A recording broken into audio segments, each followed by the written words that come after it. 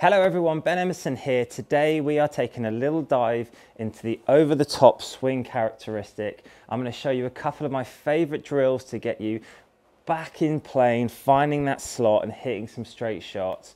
We're going to look at two areas. We are going to look at the club face to see if the club face is open and actually you're using the over the top to try and correct it. And we're then going to look at the lower body to see if you're able to start the swing with your lower body to allow that club to drop into the slot, coming up in this video.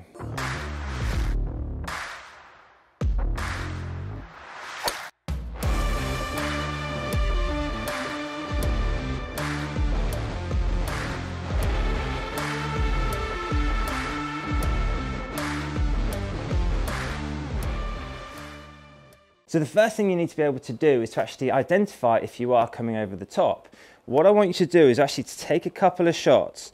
When you actually put it onto the camera, is I want you to draw a line just through the shaft up out of the body, right? This is a reference line. What I then want you to do is to take the camera, roll it back to the point where your lead arm is parallel with the ground. So you're going to draw a second line straight down the shaft and down to the ground. What this gives you is this perfect kind of slot, right? Some people have a small slot if their backswing is right the way around. Some people, if they take the club really far out, are going to have a bigger slot. It doesn't really matter at this point. I just want to find out what the slot is. And more importantly, when you start the downswing, does the club go outside that slot? That is our over the top swing.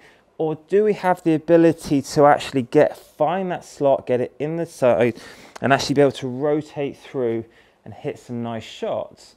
That's the first thing. The second thing is I want to see what the club face is doing at the top of the backswing. So when I take it to the top, if my lead wrist is not flat, if it's extended like this, I'm actually in essence opening the club face. Now most people, unfortunately, when they take the club to here, that wrist is no longer flat, it's actually extended this way, so the club is already open. When they take it to the top, that just does increase and you get more of this open. That club is now pointing open straight away, and what happens is after time they hit shots like this, and because the club is basically pointing right, the ball goes right. So what they tend to do is then come over the top to try and find the fairway, try and find the green, and actually they get this horrible slice because the club face is open in the first place. Actually, a lovely way to fix it is to think this lead wrist, when you take it to the top, the flatter you can get it, the easier it is to stay with that club face square for longer. But when we actually look at some of the best players in the world, they do something else with that lead wrist. What they do is they take it to the top, and the first move we see is they, instead of being extended, they actually go into flexion. They actually start bowing it, so they actually make that club face stronger. They change the loft by this, but they actually get this wrist going into that flexion, and then they rotate through. They're actually changing this angle. You see people like Dustin Johnson now have actually really bowed. I mean, most people haven't got that much movement in their wrist, but actually if you can start by going out of extension, which then means you've got to go rapidly into flexion to close the club face, if we can actually get that wrist to be flat to start with, then it's just so much easier to feel this rotation and this turn to come back to the ball square. A great drill you can do is, and I always do everything in slow motion to start with, is actually take the club to the top, physically stop yourself, and I want you to just do some rehearsals where you feel like the club is just, your lead wrist is going into that flexion, you can see that shaft is kind of shallowing out and it's finding that slot.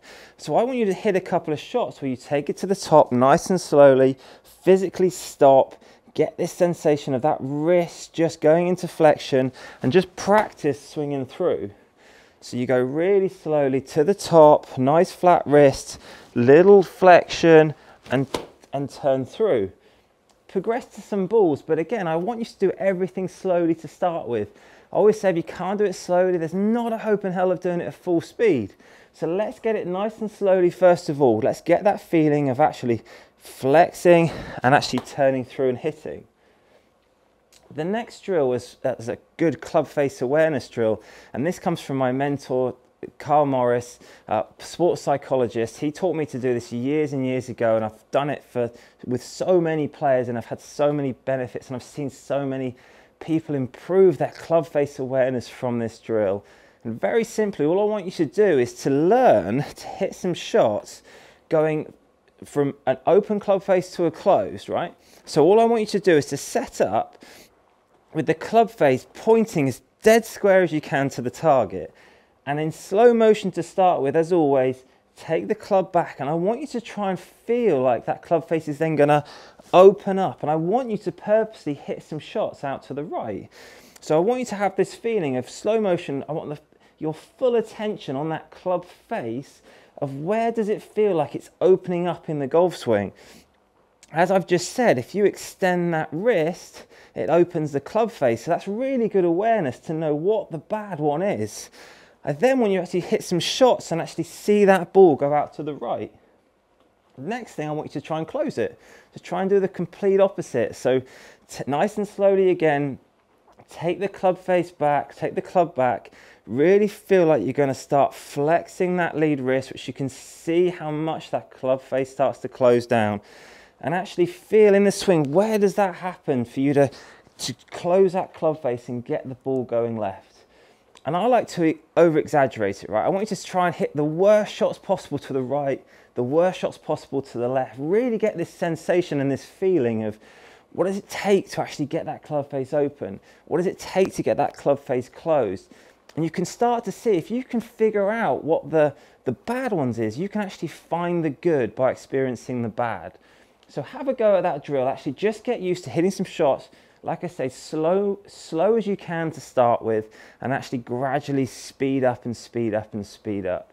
So that's my club face awareness kind of drills and exercises, and just a couple of thoughts on what that lead wrist actually does in the golf swing, just to get you used to controlling that club face and having a bit more awareness of what that club face is doing.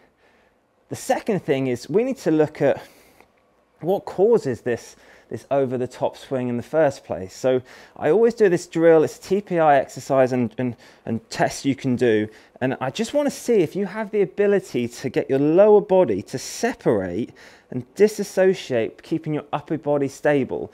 If you're one of those players that sets up in a 5-iron position, and actually I ask you to move your lower body but keep your upper body still, but everything starts moving, or you start doing this funny little dance that we tend to see, what I tend to see is there's a problem with a disassociation of the lower to the upper.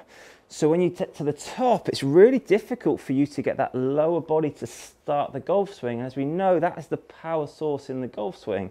So what you tend to find is these players move everything together, or the upper body goes first because it's far more dominant, and you can see that club just going outside and then being snapped across in some rescue kind of attempt to hit the golf ball.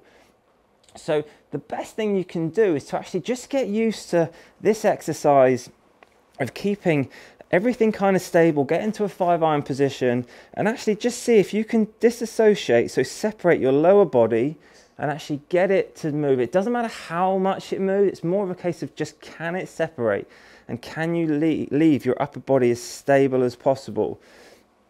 A great little drill you can do to actually get you this feeling of the lower body starting the swing is actually a step change direction drill. And what you do for this drill is, if I was to set up, is I want you to just set up as you would normally. I want the lead foot, so your left foot, to come close to the trail. I want the club out and in front, and what I want you to have this feeling of is, as that club comes past your feet, you're going to initiate the swing, the lower body's going to start, and you're going to get that left foot going out, lead foot, before that club gets back, and you're going to hit. I want you to do this in slow motion to start with. So if I do an air shot first, club out in front, get that club going past, and as it goes past our feet, we're going to step. So it looks like this, through to the finish. So if I try that now with the ball, I set up as I would normally, left foot comes back, club out in front, and as that club hovers over the ball, you're going to start the swing with the lower body. It's a great sequencing drill. We're going to go past and hit. And the idea with this is as that club is going past, we're getting used to the lower body, first of all, planting into this position. So we're starting the swing. It's now very difficult for my upper body to start moving in this direction because I'm initiating it with the lower body first. And that's what just helps get the club back into this kind of slot that we were talking about and giving you the ability to hit some good, nice straight shots. I hope you enjoyed that video. Give those couple of drills a try. If you like this video, please give it a thumbs up. Please subscribe to my channel if you haven't, and I hope to see you on the next video.